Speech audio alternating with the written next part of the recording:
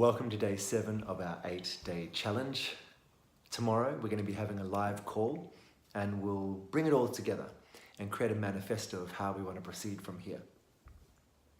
I'm talking to you right now from a setting I'm creating to launch Open World Theatre next week.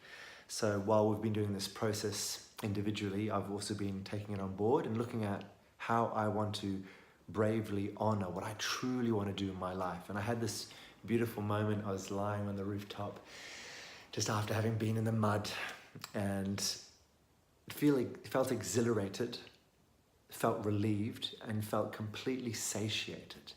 And I realized that all of my frustration, all of my friction with others, all of my disappointments ultimately come down to one simple point.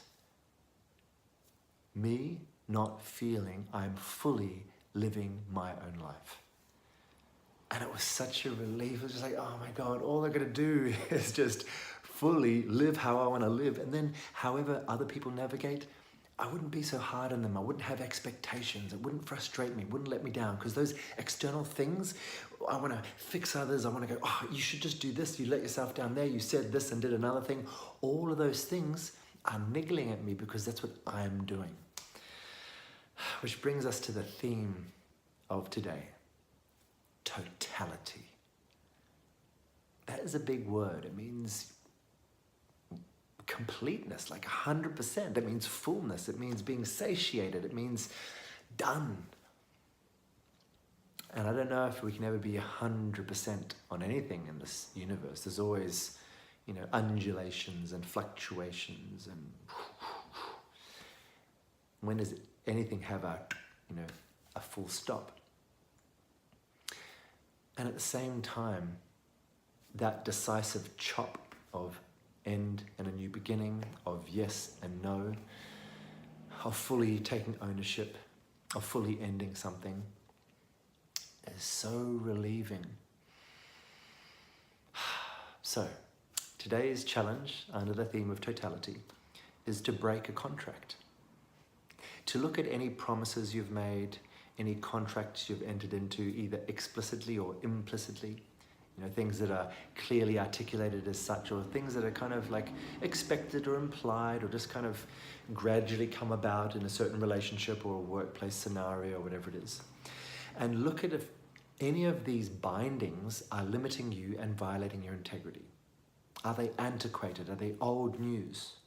Are you just doing it because it seems appropriate, or because you couldn't imagine yourself being someone who would walk away from such a thing?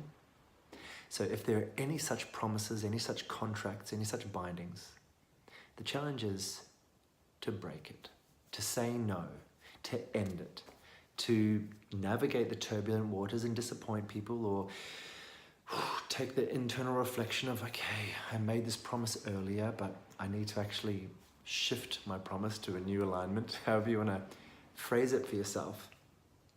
But be okay with being someone who no longer abides by something which is no longer resonating, which is no longer within your integrity.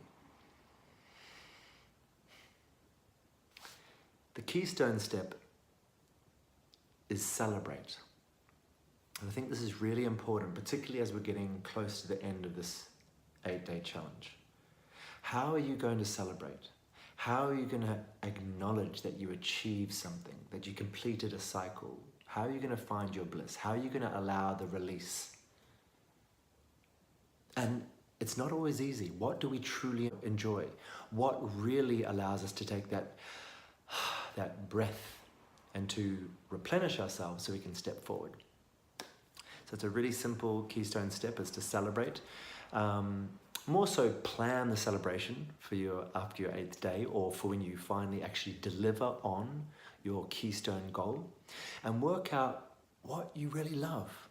What brings you to life? Is it a particular type of food? Is it a location? Is it an activity?